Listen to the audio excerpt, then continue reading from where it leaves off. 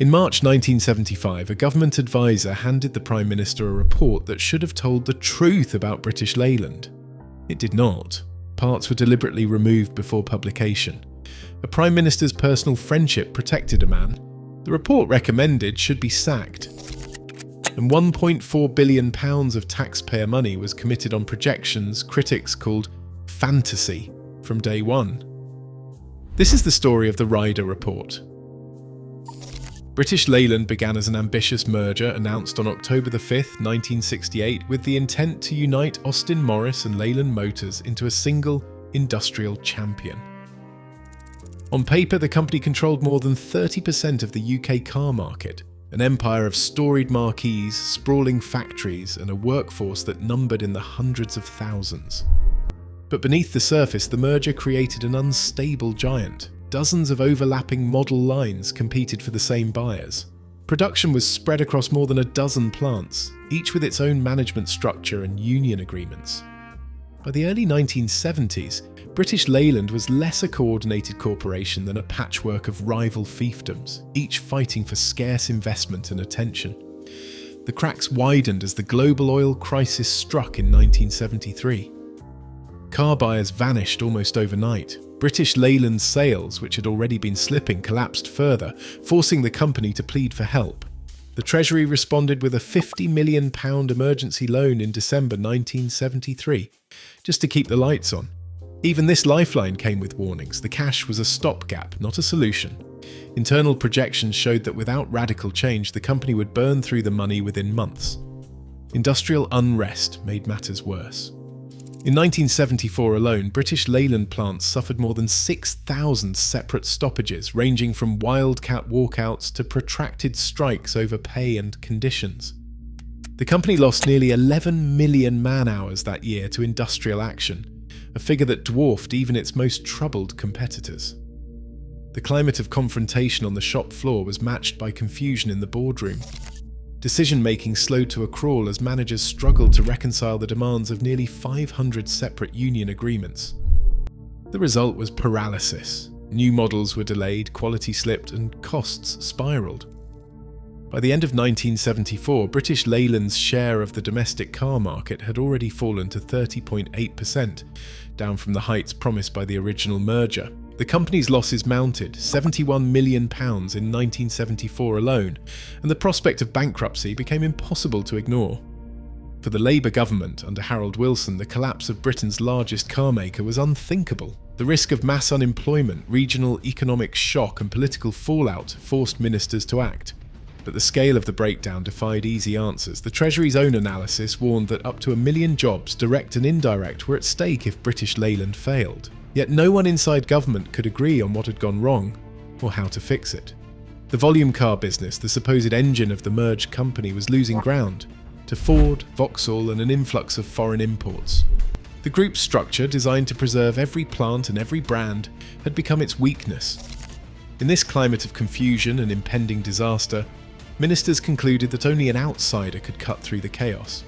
They turned to Don Ryder, a publishing executive with no background in the car industry, and gave him a mandate. Find out what could be saved, what must change, and what it would cost the taxpayer to keep British Leyland alive. The Ryder inquiry would be the government's answer to a crisis that had outgrown the company itself. The hope was that a clear-eyed report could offer a way forward. The reality, as events would show, was more complicated and more uncomfortable than anyone wanted to admit. Don Ryder arrived at the crisis not as a veteran of the car industry, but as a figure from the world of publishing and paper. His background at Reed International gave him a reputation for clear thinking and financial discipline, but little direct experience with the tangled realities of mass manufacturing or the relentless pressures of global automotive competition. The government's decision to appoint him as Chief Industrial Advisor in December 1974 reflected a desire for fresh eyes, someone untainted by the long decline of British Leyland, but also someone without deep roots in the sector he was tasked to diagnose. The urgency of the situation shaped every aspect of Ryder's assignment. He was granted just 14 weeks to conduct his inquiry, from late December 1974 to the handover of his report on March the 26th, 1975. The timetable was not a suggestion, but a hard deadline driven by the company's cash crisis and the government's fear of industrial collapse. There would be no time for blue sky theorising or extensive consultation with the shop floor. Instead, Ryder was expected to deliver a rapid, authoritative blueprint for rescue, a plan that could unlock public funds and reassure Parliament that the situation was under control. Ryder assembled a small team, notable for its lack of direct British Leyland experience. Bob Clark, chairman of Hill Samuel, brought a banker's eye for capital requirements and financial risk. Fred McWhirter, senior partner at Pete Marwick, contributed expertise in cost accounting and business analysis. The lone automotive veteran was Sam Gillan, formerly of Ford UK and Ford of Europe, whose knowledge of production and competitive benchmarking offered at least some connection to the realities of the car market. Together they formed an inquiry group with skills in finance, consultancy and management, but not in the day-to-day complexities of running a company with more than a dozen plants, hundreds of thousands of employees, and a portfolio of brands already losing ground to foreign competitors. The limits of the team's mandate were clear from the outset. Ryder's group was not empowered to conduct a forensic audit or to interrogate every corner of British Leyland's operations. Their access to internal management was shaped by the urgency of the task and the political sensitivities surrounding plant closures, redundancies, and the preservation of regional employment. The government's overriding concern was to avoid mass unemployment and the political fallout of a failed industrial giant, not to expose every uncomfortable truth about the company's structure or prospects. Within these constraints, Ryder and his advisors worked at speed. The report they produced, delivered to the Secretary of State for Industry on March 26, 1975, would soon be published in abridged form and debated in Parliament. But the compressed timeline, the external backgrounds of the team, and the political boundaries set by ministers all shaped what the report could and could not say. The blueprint that emerged would claim to offer a path to recovery, but the analytical limits and omissions baked into its findings would cast a long shadow over what followed. On 23 April 1975, the government released the public version of the Ryder Report, 90 pages that promised not just a rescue, but a renaissance for British Leyland. The plan was presented as a clear prescription. British Leyland, it said, would reclaim a 1/3 share of the UK car market, a figure that matched its position before the crisis. There would be no plant closures. Every major factory and every regional workforce would be kept in place, a pledge that reassured communities from Cowley to Longbridge.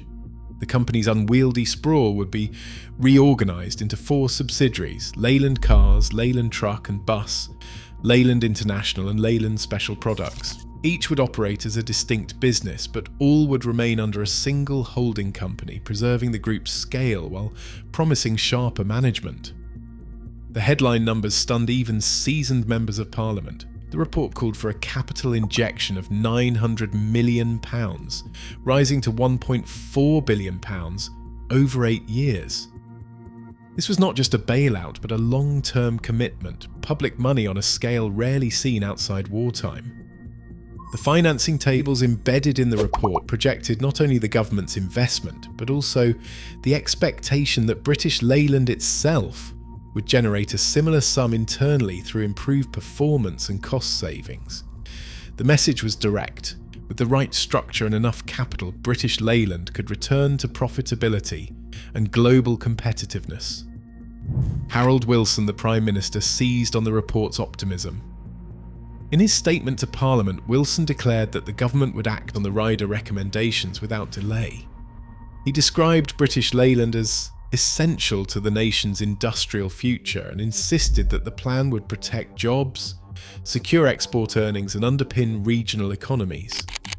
Wilson's words were echoed in the national press, which reported the government's pledge to take a 1/3 share in the company as part of the rescue. The move toward nationalisation was explicit. The British Leyland Act, scheduled for passage in June, would transfer ownership to the state, with the National Enterprise Board overseeing the company's transformation. The government's embrace of the Ryder plan was more than a financial transaction. It was a political commitment, a promise to workers and voters that the state would not allow a national champion to collapse. The report's market share goal became the official benchmark, the no-closure rule a reassurance against the threat of mass redundancies. In Parliament and in the media, the message was clear. British Leyland would be saved not just for its shareholders, but for the country as a whole. Yet beneath the confident projections and the sweeping promises, the public report left crucial questions unanswered. The optimism of Ryder's blueprint became the foundation of state policy, shaping the debate and justifying the vast public outlay. As ministers and the press rallied behind the plan, the full reality of British Leyland's predicament and the risks buried in the details remained out of sight. On May 21, 1975, the House of Commons confronted a puzzle at the heart of the Ryder Report. Tony Benn, then Secretary of State for Industry, admitted in Parliament that not every section of the report had been released. Some passages were withheld under the banner of commercial confidentiality. The official transcript, Hansard, records MPs pressing for full disclosure, especially on the financial projections and the assumptions behind the £1.4 billion bailout. The government insisted that certain details, particularly those touching on bank guarantees and cost-cutting targets, could not be made public without risking British Leyland's commercial position. But the effect was to fuel suspicion. The rescue blueprint, already extraordinary in its scale, was being justified with evidence that Parliament and the public were not allowed to see. In June 1975, the Economist Intelligence Unit released its own assessment of the Ryder Report's numbers. The EIU's analysts took a hard look at the export forecasts, which claimed British Leyland could increase its annual foreign sales from 190,000 units in 1974 to 250,000 by 1979. The EIU called these targets unrealistic, warning that the plan assumed a 15% annual rise in overseas demand for British cars, an expectation that ignored both the aftermath of the oil crisis and the growing strength of Japanese and European competitors. The EIU's own projection was starkly lower, just 120,000 to 130,000 units a year. In Parliament, critics seized on these warnings, arguing that the Ryder plan's optimism was not just misplaced, but dangerous for taxpayers. Beneath the headline promises, the omissions ran deeper still. The public version of the Ryder Report avoided the central question that had haunted British Leyland since the merger. Could the company's volume car business, Austin, Morris, the mass market brands, ever return to real profitability? The report's published recommendations offered no answer. Instead, they advanced a vision of stability built on preserving every plant, every job, and every regional workforce. The real diagnosis that British Leyland's structure made it impossible to compete with Ford or the new wave of imports was left out of the public debate. Nowhere in the official text did the Ryder team spell out that the volume car business was unviable at the scale and shape inherited from 1968. That omission, more than any single redaction, shaped the fate of the rescue. The government promised that all sources used in the report would be made available to Parliament where possible, but the reality was selective. The House was left to debate a plan whose most sensitive assumptions were kept behind closed doors as doubts mounted in Parliament and in the press. The stakes for the government's next move grew sharper. The withheld sections, the EIU's critique, and the silence on volume car viability all pointed to a rescue plan that looked less like a blueprint for recovery and more like a political shield. The question of who would be held responsible, who would be protected, and who would be sacrificed was about to come to the fore. Harold Wilson's decision to keep Donald Stokes at the helm of British Leyland in 1975 was not just a matter of personal loyalty. It was a calculated political stance. The Ryder Report had stopped short of demanding Stokes' immediate removal, but its recommendations left no doubt that new leadership was needed to carry out the deep restructuring the company required. Wilson, facing pressure from unions and his own cabinet, refused to intervene. In the House of Commons, he insisted that the government would not force Stokes out unless it became absolutely unavoidable, invoking the need for stability during a time of national uncertainty. This refusal had immediate consequences. The National Enterprise Board, which was meant to take operational control of British Leyland from July 1975, delayed critical appointments and postponed the reorganisation of the board. Minutes from May record a vote to defer leadership changes until a clear directive came from Downing Street. The result was a leadership vacuum at the very moment the company needed decisive action. John Barber, the company's chief engineer, resigned in protest at the lack of clarity, citing the government's unwillingness to act on the report's recommendations. Meanwhile, Alex Park, appointed to lead the trucks and buses division, continued under the old regime but with mounting frustration from within the management ranks. The National Enterprise Board's first months were dominated by uncertainty. Instead of a rapid overhaul, the board spent weeks in limbo, unable to implement the profit centre model or push through cost-saving measures. The government pressed ahead with the promised funding. £1.4 billion was allocated to the National Enterprise Board, matching the Ryder Report's request. Yet with Stokes still in place and the old guard holding on, the money flowed into a structure that had barely changed. The moment for decisive reform was lost, replaced by a period of drift and delay. The political choice to shield Stokes bought time, but it also locked British Leyland into a holding pattern, one that would prove costly in the years ahead. Michael Edwards arrived at British Leyland in January 1977, inheriting a company that had already consumed the lion's share of the £1.4 billion promised in the Ryder Report. By then, the market had delivered its own verdict. British Leyland's domestic share, once the foundation of the report's optimism, had collapsed to 18.2% by 1980, down from 30.8% at the time of nationalisation. The numbers told a story no amount of public reassurance could disguise. The company was losing ground at home and abroad, its sprawling structure impossible to defend even with state backing.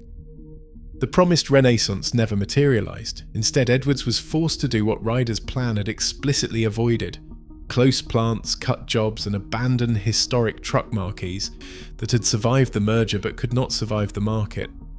AEC, Guy, Scammell and Thornycroft all disappeared from the British roads between 1977 and 1980, their factories shuttered or absorbed into a shrinking core business. The closures were never announced as a single policy, but unfolded in a series of decisions that reversed the no-plant closures pledge at the heart of the original report. Even as British Leyland shed capacity, the full story of the Ryder Report remained out of reach. The abridged version released in April 1975 left crucial sections unpublished, most notably the detailed financial projections and the internal analysis of the volume car business. Parliamentary debates and press investigations confirmed that these omissions were not accidental. They were justified on grounds of commercial confidentiality, but in practice shielded the government and the company from the most uncomfortable truths. The sealed passages, still unreleased, became a symbol of the report's limitations. While Don Ryder was later honoured with a peerage for his service, the legacy of his inquiry was measured less by titles than by the gap between promise and outcome. The years that followed exposed the cost of compromise and the dangers of optimism untested by reality. Industrial jobs were lost, historic brands were erased, and the company that was meant to be Britain's industrial champion became a case study in the price of not telling the whole truth when it mattered most. Today, British industry still bears the scars of decisions shaped more by political caution than by hard truth. The £1.4 billion spent on British Leyland bought optimism, but not honesty. 2 wasted years let deeper problems fester. When governments fear consequences more than facts, failure becomes a choice. The cost of avoiding reality remains with every taxpayer, every lost job, and every industry still waiting for straight answers.